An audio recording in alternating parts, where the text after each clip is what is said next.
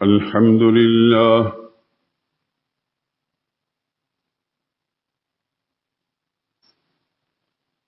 لله وحده، والصلاة والسلام على من لا نبي بعده ولا رسول بعده ولا معصوم بعده.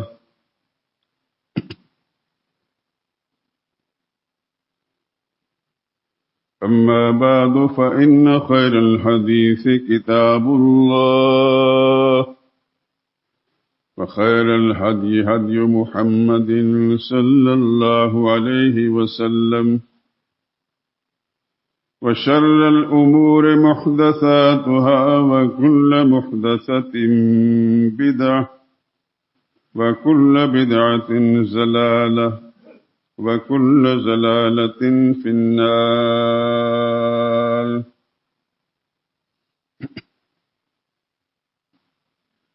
أعوذ بالله من الشيطان الرجيم. بسم الله الرحمن الرحيم. قل إن كنتم تحبون الله فاتبعوني يحببكم الله ويغفر لكم ذنوبكم، والله غفور رحيم.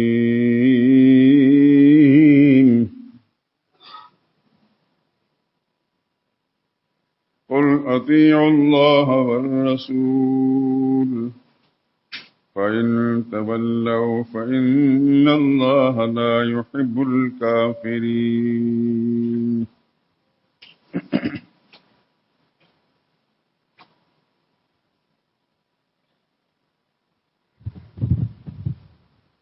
اے پیغمبر، لوگوں سے کہہ دیں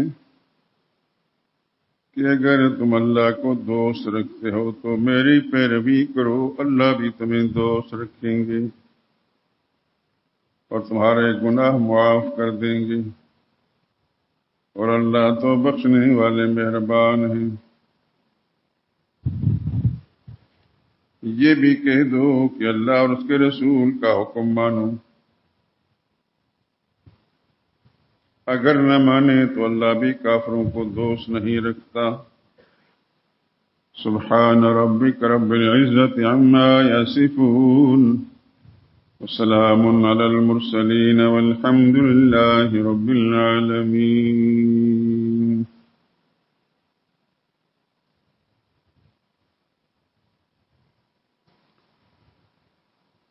درود پاک پڑھ لیں۔ اللهم صل على محمد وعلى آل محمد كما صليت على إبراهيم وعلى آل إبراهيم إنك حميد مجيد. اللهم بارك على محمد وعلى آل محمد كما باركت على إبراهيم وعلى آل إبراهيم إنك حميد مجيد.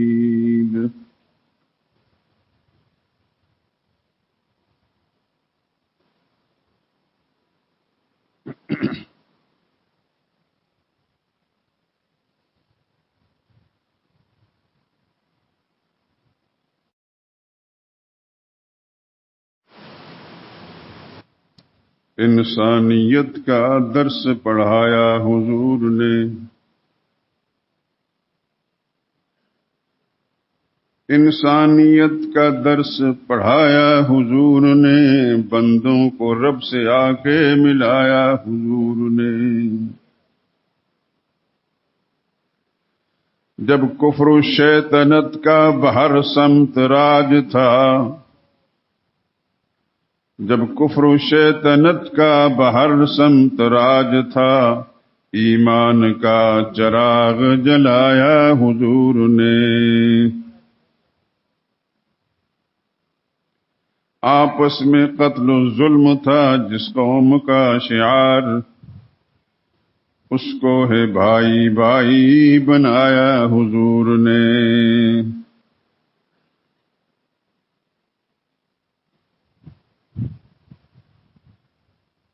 حق کی خصوصیت میں کوئی نہیں شریک. حق کی خصوصیت میں کوئی نہیں شریک. توحید کا یہ نقطہ بتایا ہے. اللہ وحدہ کی عبادت کریں سبھی. اللہ وحدہ کی عبادت کریں سبھی. جامع سبق میں یاد کرایا حضور نے. بندہ جبیں سے رنج و الم بہر حق سہے. بندہ جبیں سے رنج و الم بہر حق سہے. سینے کا ڈر ہے ہم کو جھکایا حضور نے.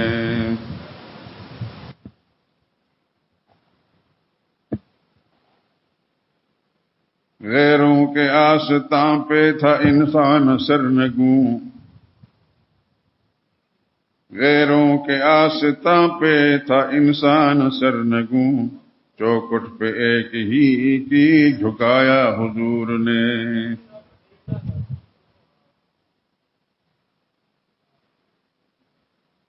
باطن میں عشق حق کے فروزاں کیے چراغ. باطن میں عشق حق کے فروزاں کیے چراغ. اجڑے ہوئے دلوں کو بسایا حضور نے.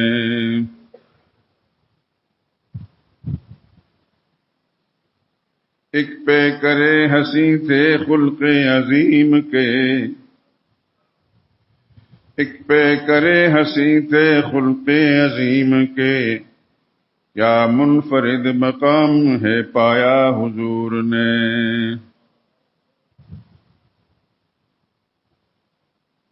طائف میں سنگ کھائے مگر بددعا نہ دی.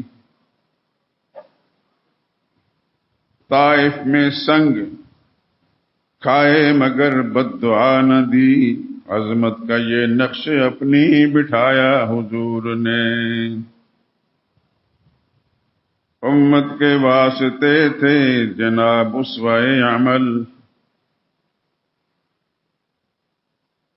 امت کے واسطے تھے جناب اسوہ عمل. جو کچھ کہا وہ کر کے دکھایا حضور نے. انسانیت کا درس پڑھایا حضور نے. بندوں کو رب سے آ کے ملایا حضور نے.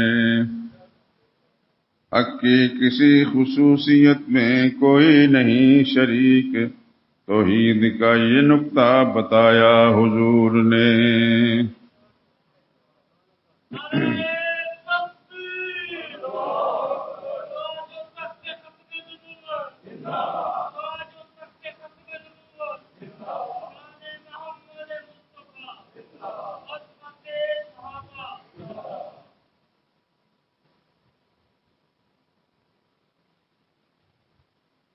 بزرگان محترم، برادران عزیز،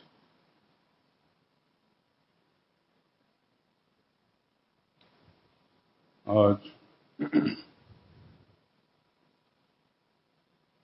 پاکستانی تقویم کے لحاظ سے ربیع الاول کی 8ویں تاریخ ہے.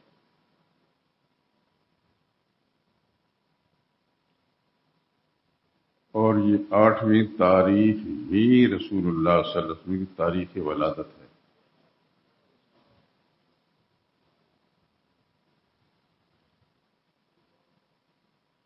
میں اور آپ بچپن سے دیکھتے سنتے چلے آ رہے ہیں.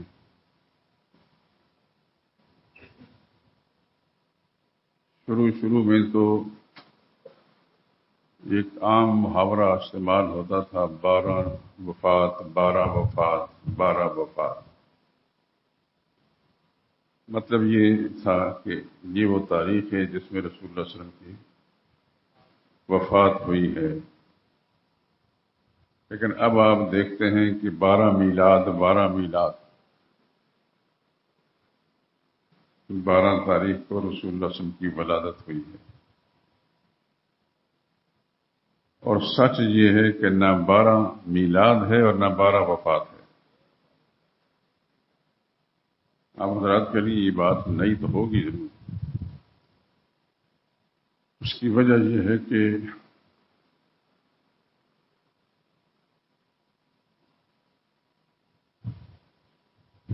میرے سمیت ہمارے جیسے لوگوں نے کام نہیں کیا،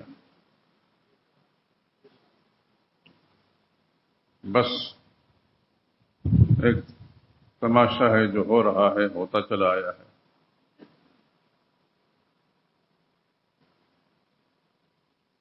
سرور عالم صلی اللہ علیہ وسلم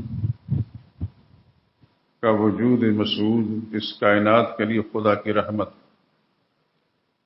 اللہ نے اپنے قرآن میں فرمایا صلی اللہ علیہ اللہ رحمت للعالمین، میرے پیغمبر ہم نے سارے جہان والوں کے لیے آپ کو رحمت بنا کر بھیجا۔ سرور عالم صلی اللہ علیہ وسلم ہر پہلو سے خدا کی رحمت تھے، ہر پہلو سے خدا کی رحمت، جس کو ہم شمار بھی نہیں کر سکتے۔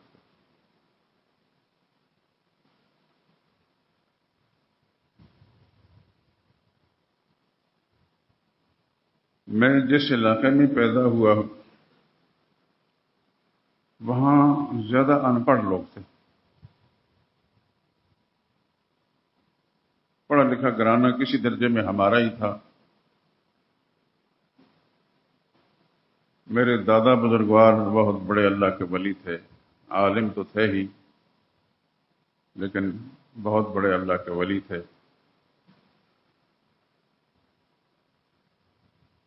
ان کے والد بہت بڑے علامہ تھے، وہ پاکستان بننے سے پہلے اس خطے کو چھوڑ کر کشمیر چلے گئے تھے۔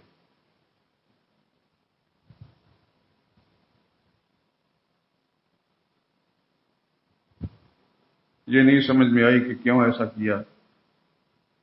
اتنا سننے میں آیا ہے کہ گھوڑوں پر اپنی کتابیں لاد کر، بہت بڑے علامہ تھے، جو یوں کہہ لیجیے آپ کے ہندوستان میں اس زمانے میں مولانا قاسم نانوتوی، حضرت مولانا رشید احمد گنگوہی، اس ٹائپ کے لوگ تھے۔ یہ جو میرے بزرگ ہیں، میرے پردادا بزرگوار، ان کا نام تھا عبد الحمید۔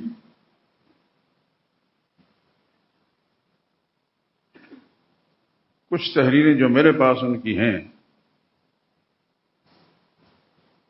وہ اتنے خوبصورت خطات تھے کہ انسان حیران رہ جاتا ہے۔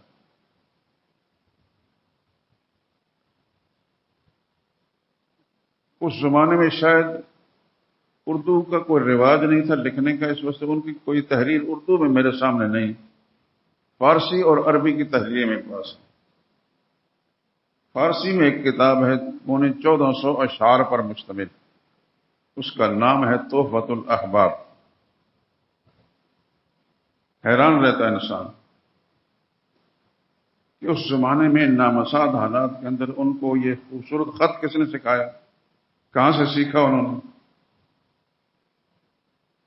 اور فارسی میں اتنی بڑی مہارت۔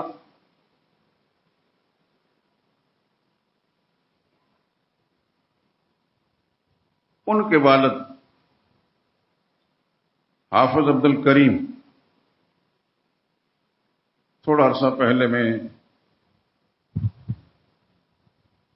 جب گیا تھا تو ان کی قبر تقریباً 200 سال سے یا زیادہ عرصہ ہو گیا، قبر ان کی خستہ ہو چکی تھی۔ تو پھر میرے چھوٹے بھائی نے کافی محنت کر کے، پیسے خرچ کر کے تو اس قبر کو درست کیا، اور اس کے باہر ایک دیوار بنا دی، اور اس پہ ایک بڑا کتبہ سا لگا دیا ان کے نام کا بھی اور خاندان کے بہت سے لوگ۔ میرا نام بھی انہوں نے لکھ دیا۔ میں نے کہا میری کوئی حیثیت نہیں، میرا نام لکھنے کی کیا ضرورت تھی۔ بہرحال ان کے ایک والد سے حافظ محمد امین، یہاں تک مجھے اپنا شجرہ نسب معلوم۔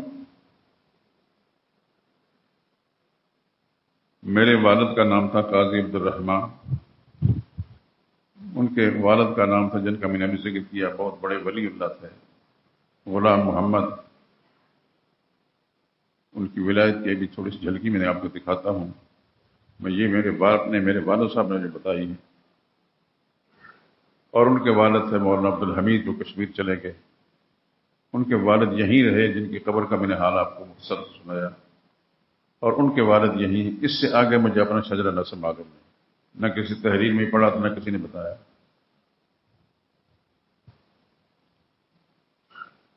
یہ جو میرے دادا بزرگوار تھے غلام محمد، انہوں نے ہندکو زبان میں، پنجابی سے ملتی جو زبان ہے، سی حرفی لکھی تھی، سی حرفی، ان 30 حرف جو ہوتے ہیں نا، الف با تا سا جیم ہا سے یا تک، ہر حرف پر 4 شعر۔ شاید میں کسی وقت آپ حضرات کو فراہم بھی کر دوں۔ تو 110 سال کے بعد مجھے اس سی حرفی کے ٹکڑے ٹکڑے کاغذ ملے تھے، اور میں نے کوشش کر کے تو اس کو چھاپ دیا۔ ان کے بارے میں میرے والد صاحب بتاتے ہیں، میں نے ان کو نہیں دیکھا، مجھے ان کی تاریخ وفات جو معلوم ہوئی ہے 12 دسمبر 1947، اور میری غیر حقیقی تاریخ میلاد جو ہے 12 دسمبر 1948۔ لیکن یہ اس لیے میں غیر حقیقی کہتا ہوں کہ اس وقت شناختی کارڈ بن رہے تھے تو عمر تھوڑی تھی، شناختی کارڈ بنانے کے لیے عمر بڑھانی پڑی، زیادہ کرنی پڑی، اور عمر میری 1951 ہے۔ میرے والد صاحب بتاتے ہیں کہ رات کے وقت ہم اپنے مکان کے باہر، میں یہ بات اس لیے ذکر کر رہا ہوں، یہ نہیں کہ خدا نخواستہ میں کو اپنے خاندان کا پرچار یا بڑائی بیان کروں، اللہ کے پناہ، خدا کی لعنت ہے ایسی سوچ پر بھی جو اپنی برتری کا اظہار کرتا ہو، خدا مجھے محفوظ رکھے۔ میرے والد صاحب کہتے ہیں کہ ہمارے گھر کے باہر ایک بڑا پلاٹ تھا، اب بھی ہے،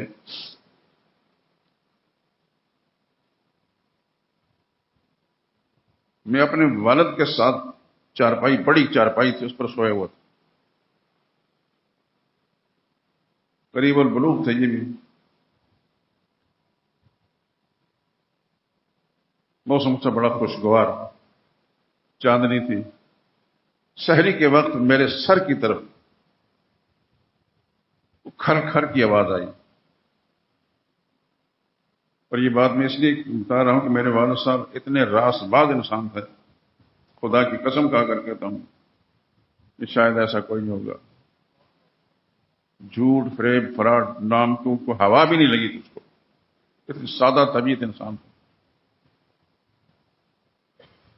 کہتے ہیں کہ وہ کھر کھر کی آواز سے میں سوچنے لگا یہ کیا ہے، لیکن اپنے والد کا ڈر اس قدر تھا کہ ہم ہل نہیں سکتے تھے، نہ بول سکتے تھے۔ میرے دادا کا اتنا روب تھا سارے خاندان پر کہ بھائی آپس میں بیٹھے، ان کے بیٹھے خسر خسر کرتے تھے، مجھے اونچی آواز سے بول بھی نہیں سکتے۔ کہتے ہیں میں نے بول تو نہ سکا تھا، سوچنے کا میں نے سر سے چادر تھوڑی سی سرکا کر اپنی ایک آنکھ سے دیکھا تو میرے والد صاحب کے پاؤں ننگے ہیں، تلوے ننگے ہیں، ان کو شیر چاٹ رہا ہے۔ لیکن میں تو اور گھبرا گیا، خوف زدہ ہو گیا، لیکن ہل نہیں سکتا، نہ بول سکتا، تو باپ کا خوف ہے ادھر شیر کا خوف۔ تھوڑی دیر کے بعد جب سحری کا وقت آیا، سحری کے اٹھتے تھے تو والد صاحب اٹھے، تھوڑے سے چند فٹ بلندی پر ہماری اپنی مسجد اب بھی ہے، اس میں تہجد پڑھنے کے لیے چلے گئے تو میں نے چاندنی میں دیکھا کہ شیر پیچھے پیچھے سے جا رہا ہے جیسے وفادار کتا جاتا ہے۔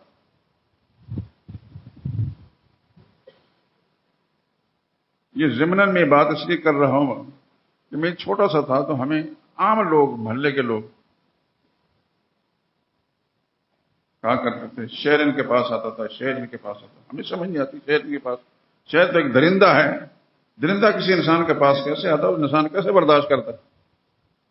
لیکن میرے والد صاحب نے اپنی چشمدید سارا کچھ بیان کیا تو پھر مجھے یقین آیا کہ عام لوگ جو بات کرتے ہیں وہ غلط نہیں۔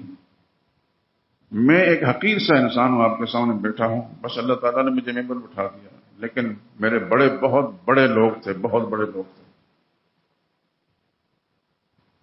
ان کی کرامت بیان کروں۔ ہمارے اڑوس پڑوس کے اندر سارے لوگ ذمہ دار تھے، اب بھی ہیں۔ ایک آدمی ہمارے گھر کے قریب تھا، اس اپنے کھیتوں میں ہل چلایا کرتا تھا، اس زمانے میں ٹریکٹر نہیں تھے، ہل چلاتے تھے۔ ظہر کی نماز کا ٹائم ہوا، انہوں نے اذان پڑھی تو وہ آدمی نماز کے لیے نہیں آیا۔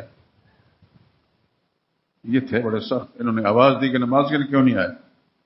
خیر وہ بھاگتا ہوا آیا نماز کے لیے، دیکھا تو اس کی مونچھیں جو ہیں اس کے منہ میں آ رہی ہیں۔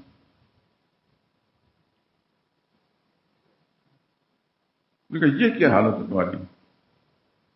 اس نے کہا کہ بس اپنی مصروفیت کی وجہ سے حجام دور ہے، اس کی دکان دور ہے، شہر تو ہے نہیں، وہ دیہات تھا۔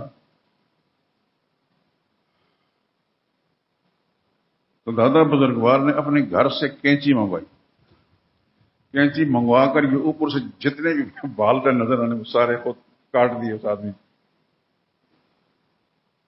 اور اس آدمی نے ازرائے مذاق کہا یا سنجیدگی سے کہ کچھ ایسا کریں گے یہ دوبارہ آئے نہ بات۔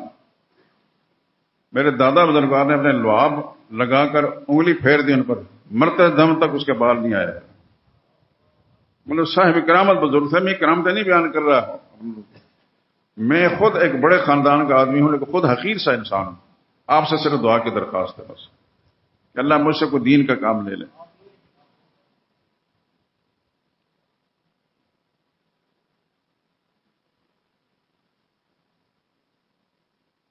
ان بزرگوں کی جو تحریریں ہیں فارسی اور عربی زبان میں، حیران رہتا ہے انسان، بالکل دیہات، کس طرح انہیں وقت گزارا ہے، کہاں یہ چیزیں سیکھی تھیں، کچھ سمجھ نہیں آ رہی بات۔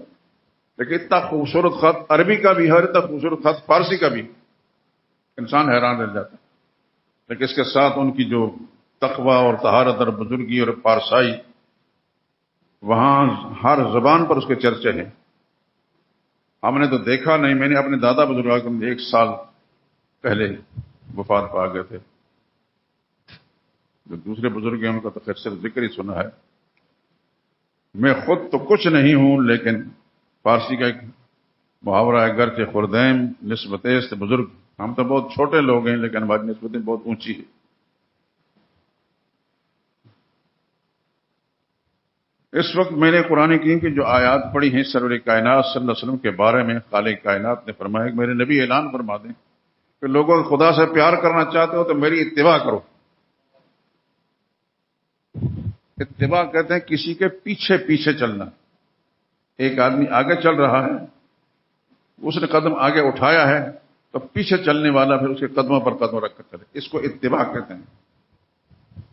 یاد رکھیں قرآن کریم کے اندر 2 قسم کے الفاظ استعمال ہوئے، آپ حضرات دھیان سے اس کو سنیں، اللہ عمل کی توفیق دے مجھے اور آپ کو بھی۔ ایک لفظ ہے اتباع، اس کا معنی ہے کسی کے نقش قدم پر چلنا، اس کا قدم آگے اٹھے گا، آپ کا قدم بعد میں اٹھے گا، اس کو اتباع کہتے ہیں۔ ایک ہے اطاعت، قرآن کریم اطیعوا اللہ و اطیعوا الرسول، اطاعت کا معنی ہوتا ہے حکم ماننا، بات ماننا۔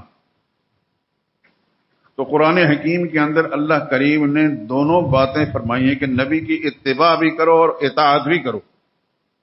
یہ دونوں آیتیں جو میں نے پڑھی ہیں اب میں پھر پڑھتا ہوں اور ان کا ترجمہ سناتا ہوں، آپ حضرات کو پھر باتیں آگے کرتے ہیں۔ قل ان کنتم تحبون اللہ، میرے نبی اعلان کر دیں کہ تم خدا سے پیار کرنا چاہتے ہو، فاتبعونی، تو میری اتباع کرو، یعنی میرے نقش قدم پر چلو، یحببکم اللہ، اللہ تم سے پیار کریں گے۔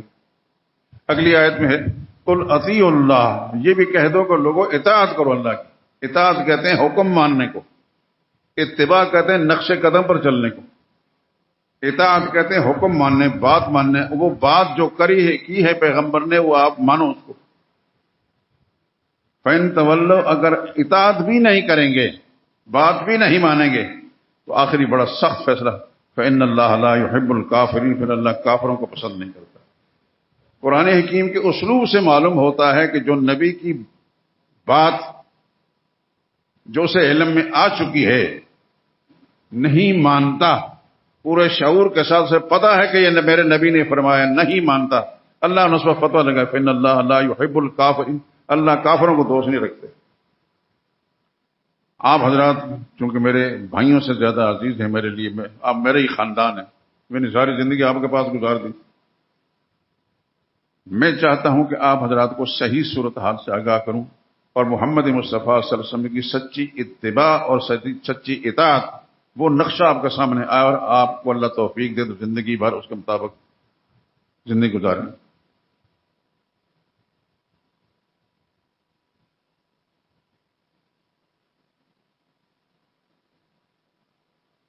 نبی کریم صلی اللہ علیہ وسلم نے کیسے زندگی گزاری؟ آپ کے شب و روز کیسے تھے؟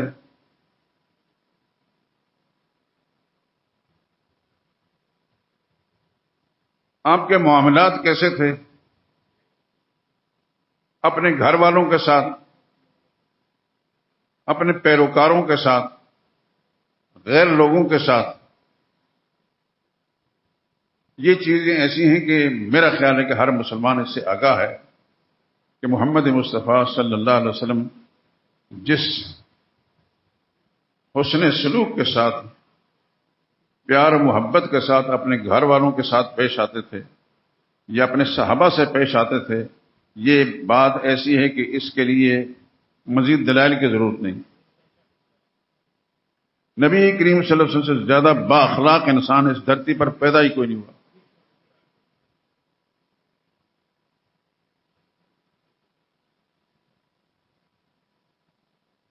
ازواج مطہرات رسول اللہ صلی اللہ علیہ وسلم کی بیویاں، ہماری مائیں، امت کی مائیں، ازواجہ امہاتہم، اللہ نے فرمایا کہ نبی کی بیویاں مسلمانوں کی مائیں ہیں.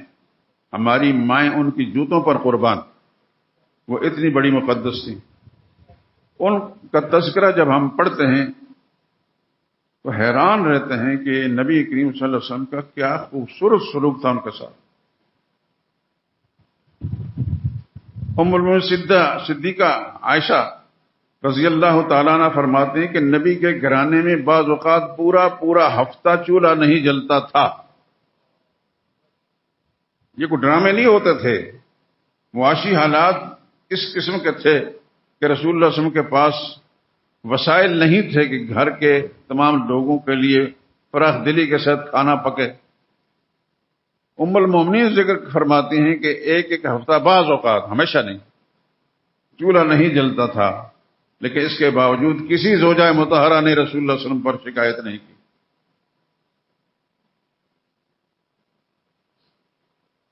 اور آپ ایک سے زائد مرتبہ میری زبان سے سن چکے ہیں کہ رسول اللہ صلی اللہ علیہ وسلم کی ایک بیوی نہیں تھی، دو نہیں تھی، تین نہیں تھی، چار نہیں تھی. یہ چار کی تو امت کے لوگوں کو اجازت ہے، لیکن خود پیغمبر کے لیے یہ قانون نہیں تھا. نبی کریم صلی اللہ علیہ وسلم کی 13 ازواج مطہرات تھیں.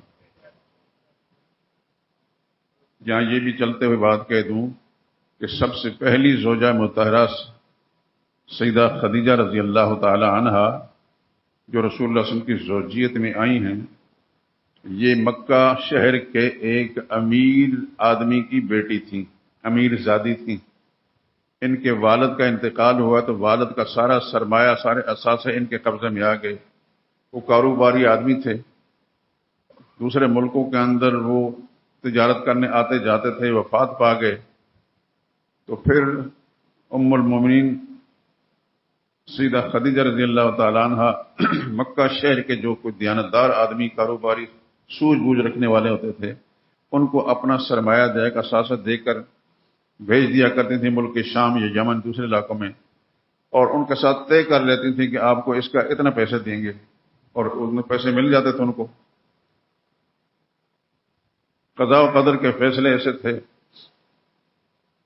محمد مصطفیٰ صلی اللہ علیہ وسلم کی خوش اخلاقی، دیانتداری، امانتداری آہستہ آہستہ مکہ شہر کے اندر ان کا چرچا ہونے لگا. ان کے دل میں، حضرت خدیجہ رضی اللہ تعالیٰ عنہ کے دل میں آیا کہ یہ نوجوان جو اتنی اچھائیاں ان کا تذکرہ ہوتا ہے، تو کیوں نہ ان کے ساتھ بات کروں کہ یہ میرا مال لے جائیں، بیچ کر آ جائیں اور ان کے ساتھ معاہدہ کر دیا جائے. چنانچہ انہوں نے معاہدہ کر لیا. تفصیلات نہیں ذکر کروں گا. نبی کریم صلی اللہ علیہ وسلم کو بھیجا اپنا مال دے کر، اور اپنا ایک غلام میسرہ نام کا رضی اللہ تعالیٰ عنہ، ان کو بھی ساتھ بھیج دیا. یہ گئے ملک شام کے اندر، تو رسول اللہ صلی اللہ علیہ وسلم وہاں ایک درخت کے نیچے بیٹھے. ایک عیسائی پادری تھا، اس پادری نے اس میسرا سے، یعنی جو غلام ساتھ گئے تھے، پوچھا کہ یہ کون ہے؟ کہ نہیں، یہ مکہ شہر کے ایک اچھے گھرانے کے نوجوان ہیں. اس وقت رسول اللہ نے نبوت کا اعلان نہیں فرمایا تھا، نہ نبوت آئی تھی. وہ آدمی کہنے لگا کہ ہم نے اپنی کتابوں کے اندر پڑھا ہے کہ اس درخت کے نیچے بیٹھنے والا خدا کا نبی ہوتا ہے.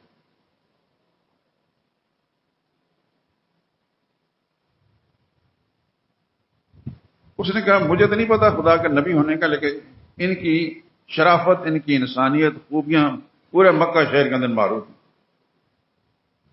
اس آدمی نے یہ بات کہی، میں ان سے اور کوئی بات تو کر نہیں سکتا، نہ مجھے کوئی حق حاصل ہے، تو میں یہ مشورہ دیتا ہوں کہ ان کے ساتھ ساتھ رہنا. یہ بڑا قیمتی انسان ہے. نبی کریم صلی اللہ علیہ وسلم نے پھر بازار کے اندر وہ جو سودا کرنا تھا، سودا کیا ایک آدمی کے ساتھ. اس کے ساتھ تھوڑا سا الجھ گیا معاملہ.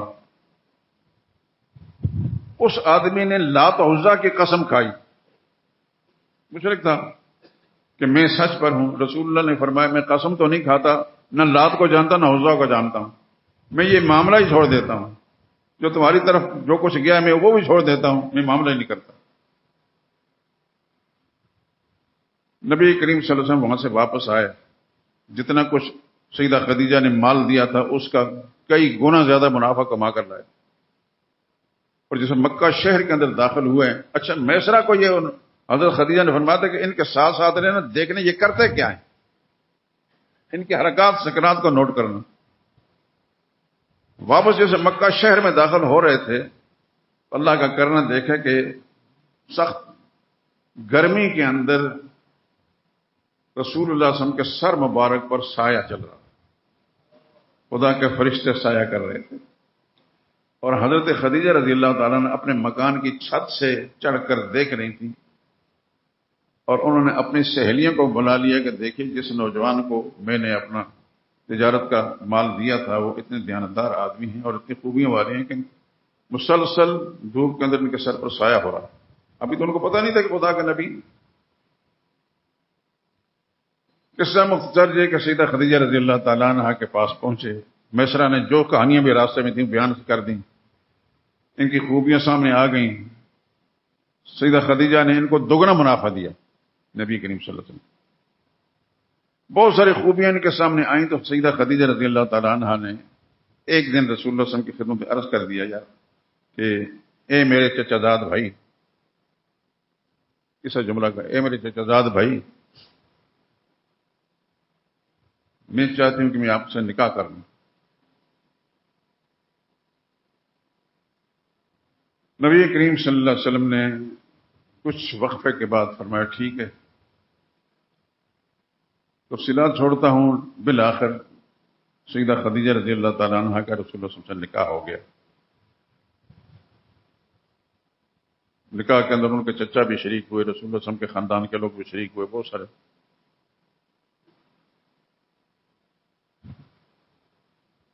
تھوڑے دنوں کے بعد نبی کریم صلی اللہ علیہ وسلم اپنے گھر سے نکل کر غار حرا میں، مکہ شہر کے کنارے پر، آپ نے وہ پہاڑ دیکھا ہوگا، گئے بھی ہوں گے.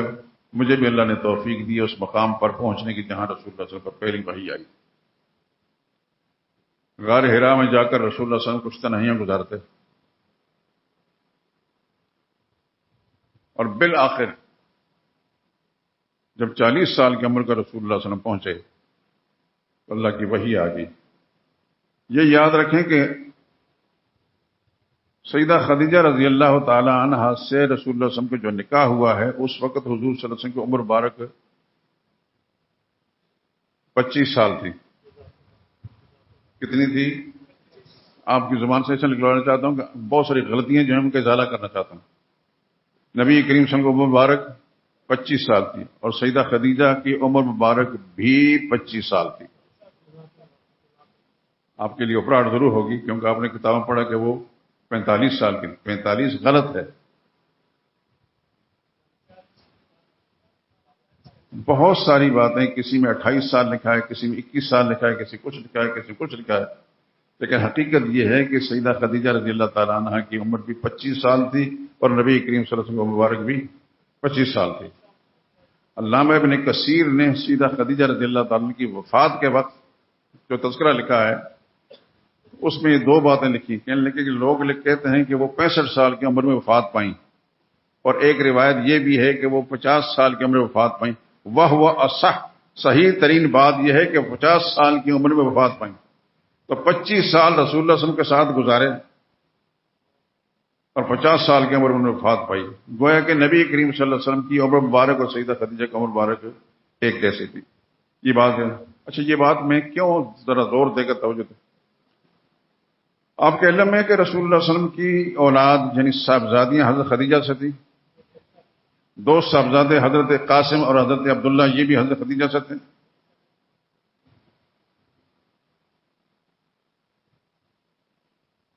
کچھ لوگ ایسے ہیں جو چاہتے ہیں کہ حضرت نبی کریم صلی اللہ علیہ وسلم کی ایک صاحبزادی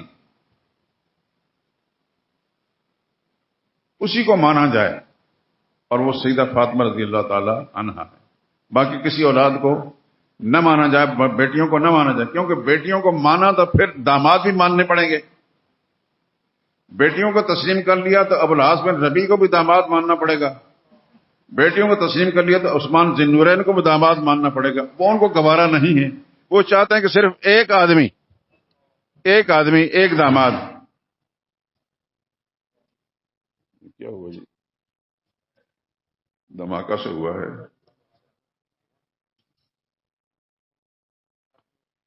وہ چاہتے ہیں کہ ایک داماد کو مانا جائے اور وہ سیدنا علی رضی اللہ تعالیٰ عنہ، اور وہ آپ جانتے ہیں وہ کون لوگ ہیں؟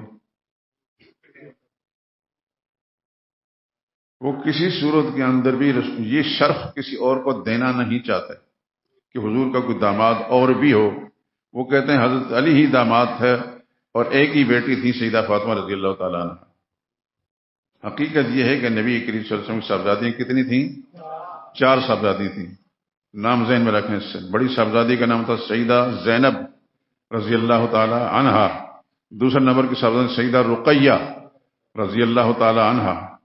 اچھا، یہ جو سیدہ رقیہ ہیں یہ نبی کریم صلی اللہ علیہ وسلم کی وہ صاحبزادی ہیں جن کو اللہ تعالیٰ نے بڑا حسن و جمال دیا تھا، اپنی سب بہنوں میں سب سے زیادہ حسین اور خوبصورت تھی، اس لیے ان کو رقیۃ الزہرا کہا جاتا ہے۔ لیکن یار لاگوں نے زہرا کھینچ کر دوسری طرف لے گئے، پھر ہم نہیں انکار کرتے، سبھی زہرا تھیں، لیکن اصل میں زہرا جو تھیں وہ سیدہ رقیہ تھیں رضی اللہ تعالیٰ عنہ۔ اچھا، یہ بات تھوڑی سی تفصیل سے میں بیان کر لوں، زندگی کو پتہ ہے نہیں۔ آپ جانتے ہیں کہ نبی کریم صلی اللہ علیہ وسلم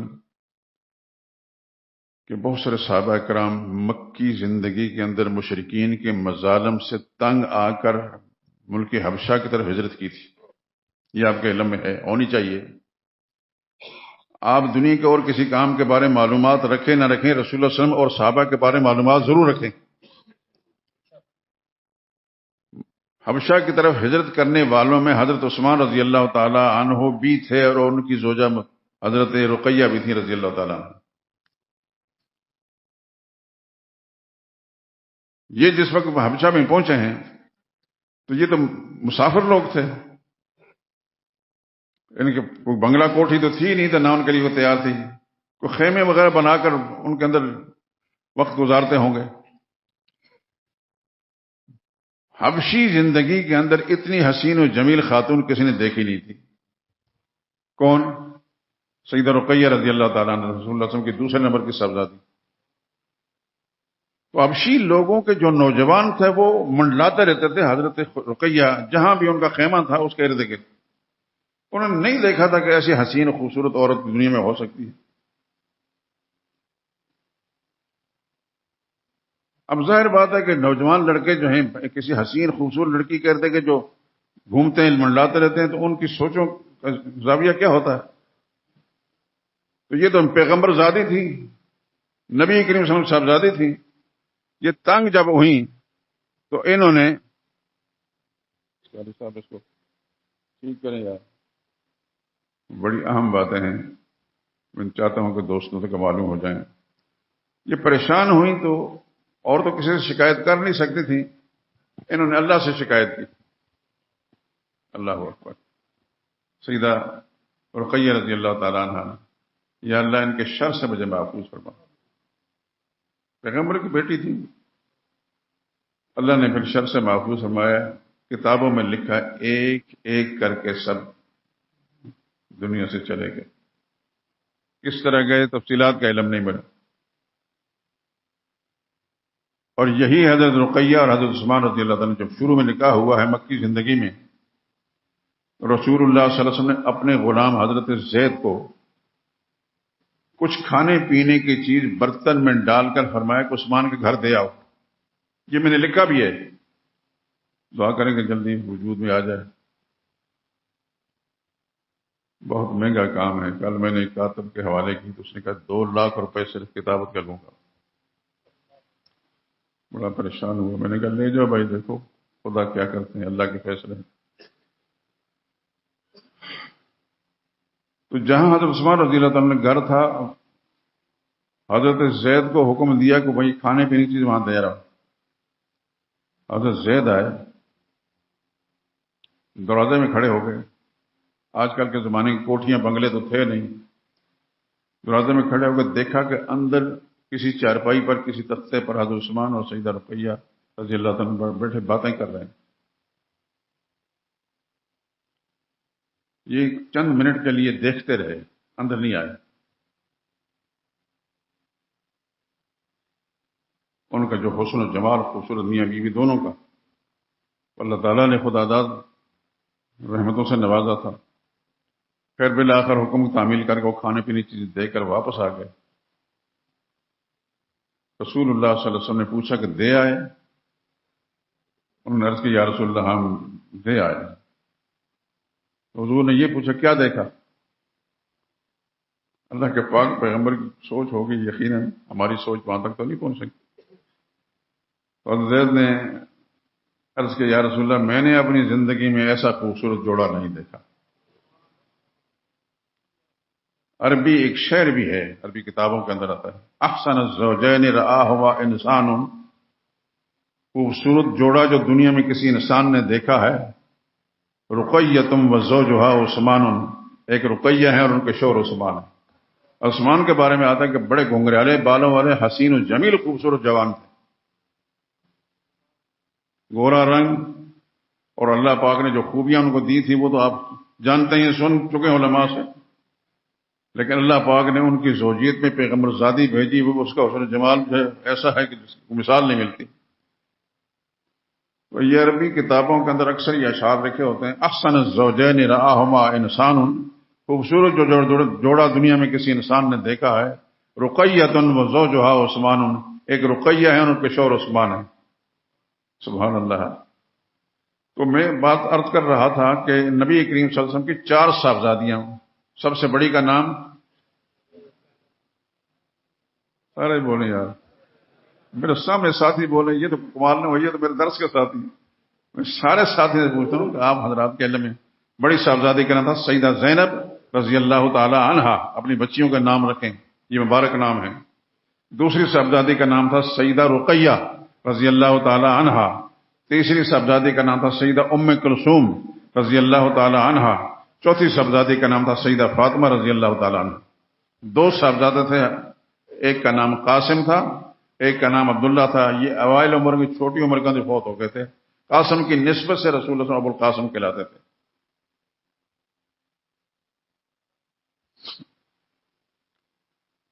تو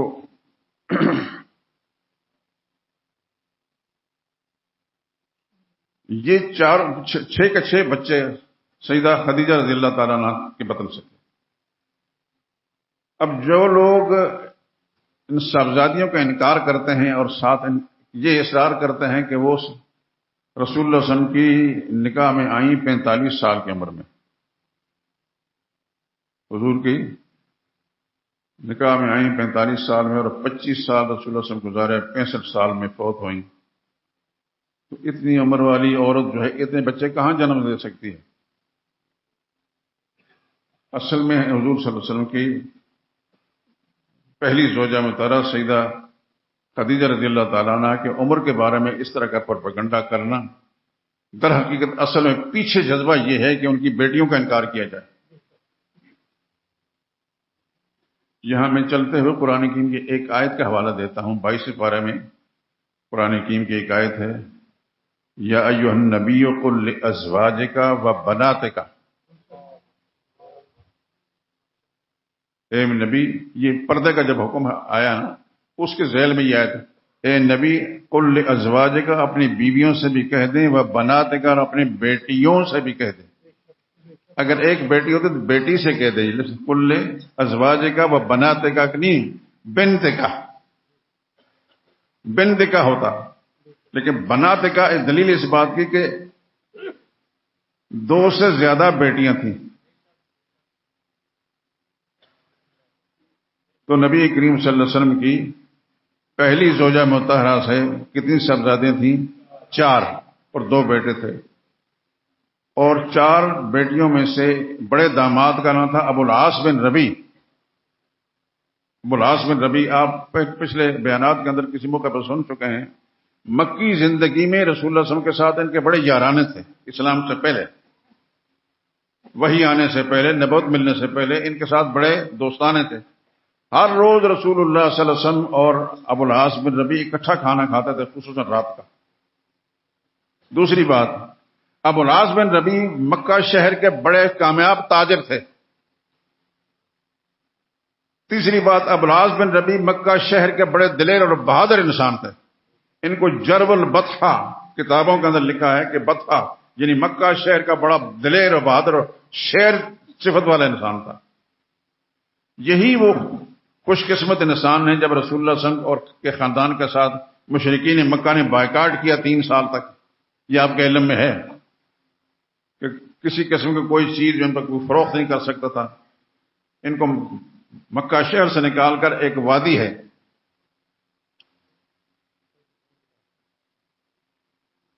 اس وادی کے اندر محصور کر دیا۔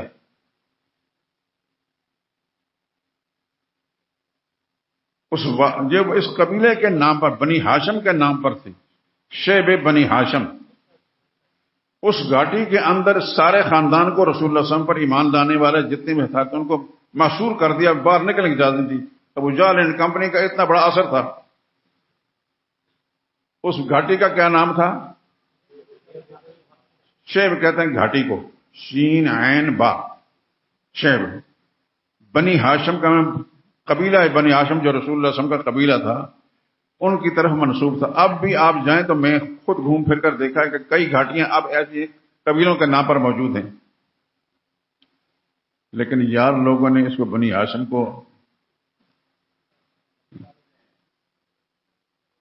ہاشم کو ہٹا کر ابو طالب رکھ دیا۔ جو مرضی کرو بھائی، تمہارا اقتدار ہے، تمہارا اختیار ہے۔ اللہ اکبر۔ اس وقت پاکستان کے اندر صورتحال پہلے سے بہت زیادہ خراب ہے۔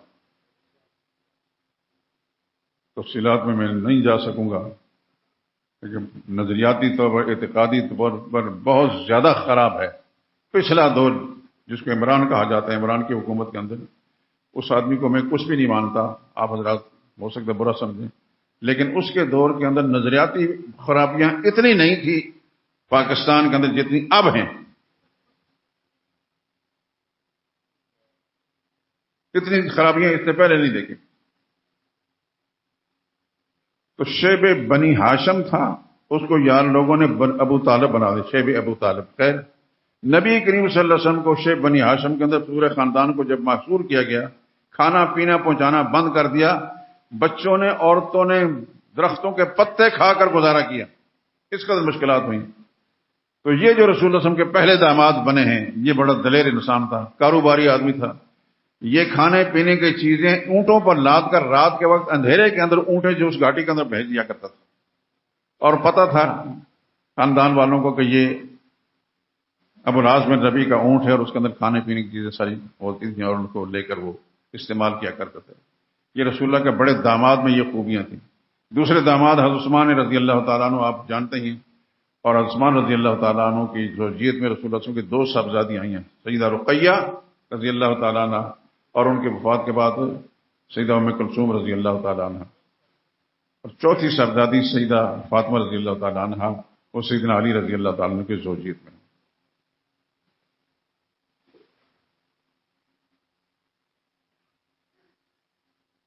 تو حضور صلی اللہ علیہ وسلم کو نبوت ملی 40ویں سال میں،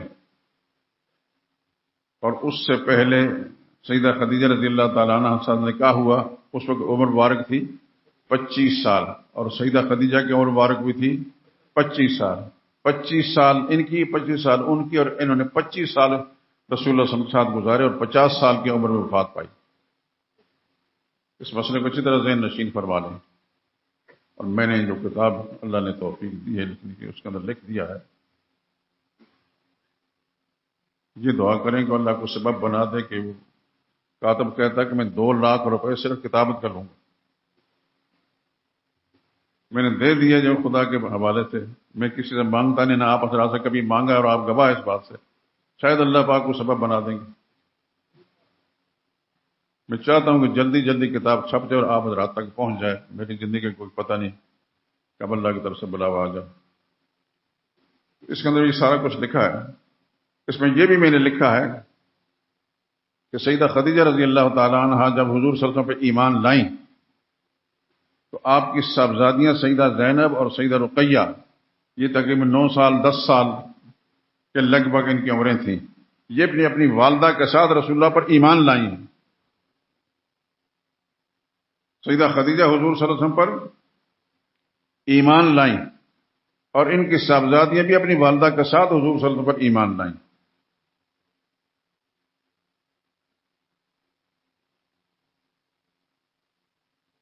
تو خیر بات عرض کر رہا تھا کہ نبی کریم صلی اللہ علیہ وسلم کے بارے میں پروردگار عالم نے فرمایا کہ آپ اعلان کر دیں کہ لوگ اگر خدا سے پیار کرتے ہو تو پھر میری اتباع کرو۔ اتباع کہتے ہیں پیچھے چلنے کو، نقش قدم پر چلنے کو۔ مسلمان کے لیے حکم ہے کہ نبی کے نقش قدم پر اس انداز سے چلنا کہ زندگی کے ہر سانس رسول اللہ صلی اللہ علیہ وسلم کے طریقے کے مطابق ہو۔ خوشی کیسے گزارنی ہے، نبی کی تعلیم کیا ہے؟ غمی کیسے گزارنی ہے، نبی کی تعلیم کیا ہے؟ بچوں کے ساتھ کیسے سلوک کرنا ہے، نبی کی تعلیم کیا ہے؟ بیویوں کے ساتھ کیسے سلوک کرنا ہے، نبی کی تعلیم کیا ہے؟ رشتہ داروں کے ساتھ سلوک کیسے کرنا ہے، یہ نبی کی تعلیم ہے۔ پڑوسیوں کے ساتھ کیسے سلوک کرنا ہے، نبی کی تعلیم کیا ہے؟ یہ ساری چیزیں جو انسان اپنے سامنے رکھے گا تو پھر اس کی زندگی بالکل اس معیار پر آ جائے گا جو رسول اللہ صلی اللہ علیہ وسلم کی زندگی کے مطابق قرآن کریم نے فیصلہ دیا ہے۔ لیکن ہم بہت سارے لوگ ایسے ہیں، آپ دیکھتے ہیں، مجھ سے زیادہ جانتے ہیں، آپ شہر کے اندر رہتے ہیں، ہم سمجھتے ہیں کہ رسول اللہ صلی اللہ علیہ وسلم کی محبت یہ ہے کہ حضور صلی اللہ علیہ وسلم کی پیدائش کا جو زمانہ یا دن آئیں تو اس وقت ہم جھنڈیاں لگا لیں، چراغاں کر لیں، پہاڑیاں بنا لیں۔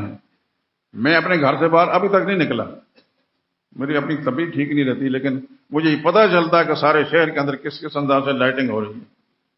جس ملک کے اندر بجلی کا اس قدر زبردست بحران ہو اور بہت سے لوگ بجلی کا بل نہ دے سکنے کی وجہ سے خودکشی کرنے پر مجبور ہوں، وہاں پھر اس قسم کے عیاشی کی اجازت دینا یہ بہت بڑا جرم ہے حکومت کا۔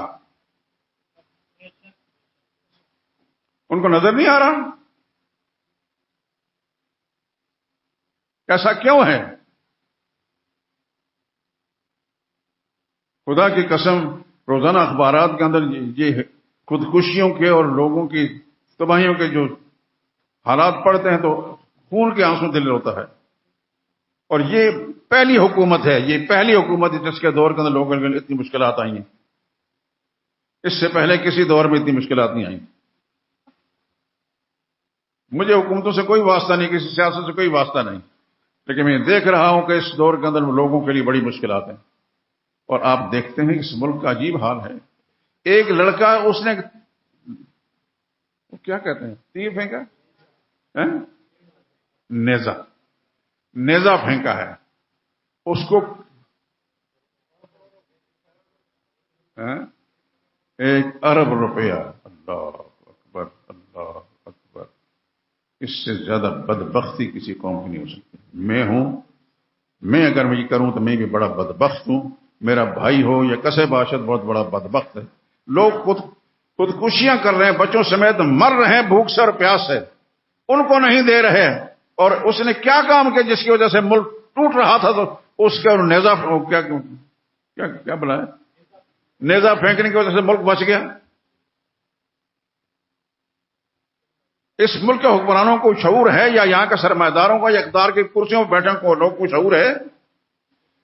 ضرورت کس بات کی ہے؟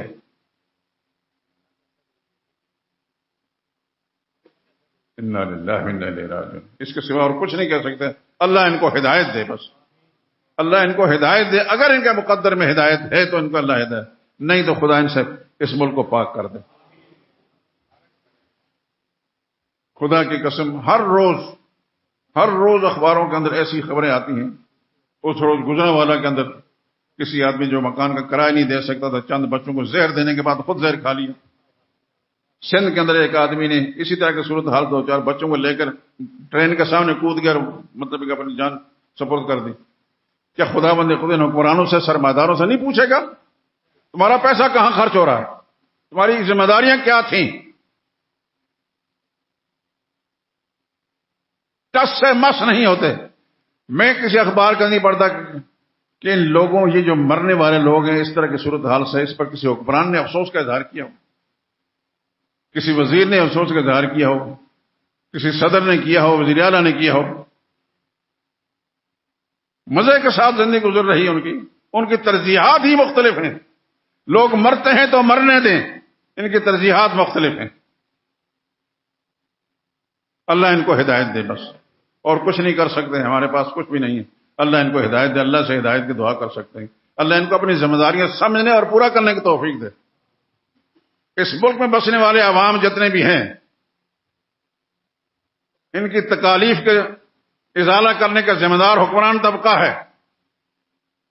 کون کس تکلیف کے اندر مبتلا ہے، اس تک پہنچنا، اس کا ازالہ کرنا حکمرانوں کی ذمہ داری ہے. پھر جو بڑے بڑے سرمایہ دار ہیں ان کی ذمہ داری ہے. یہ بات تلخ ضرور ہے میرے دوستو، لیکن اپنی ذات کے لیے نہیں، خدا کی قسم مجھے بہت تکلیف ہوتی ہے جس وقت سنتا ہوں یا پڑھتا ہوں کہ فلاں آدمی کے ساتھ ایسا ہو گیا، فلاں کے ساتھ ایسا ہو گیا. کیا رسول اللہ صلی اللہ علیہ وسلم کی تعلیم یہ تھی؟ پہاڑیاں بناؤ، چراغاں کرو. یہ رسول اللہ کی امت ہے. انا للہ و انا الیہ راجعون. کبھی سوچا بھی نہ تھا کہ بجلی کے اتنے بل ہوں گے، کبھی سوچا بھی نہیں تھا. آپ حضرات مجھ سے زیادہ اس صورتحال سے واقف ہیں کہ کاروباری لوگ ہیں، دنیا کے معاملات کو زیادہ جانتے ہیں. میں تو مسجد کا ایک خادم ہوں.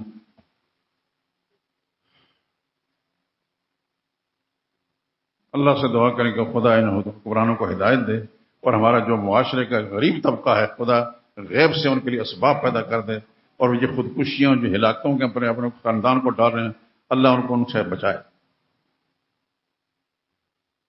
بات نبی کریم صلی اللہ علیہ وسلم کی اتباع کی ہو رہی تھی. نبی کریم صلی اللہ علیہ وسلم کی اتباع یہ نہیں جو پاکستانی کر رہے ہیں.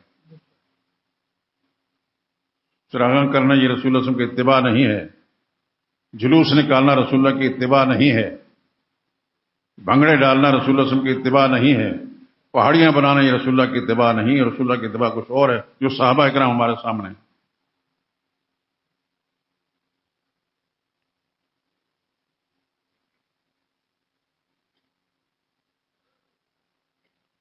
کس بات کا میں رونا رہا ہوں میرے دوستو. اللہ کی قسم میرا دل رو رہا ہے.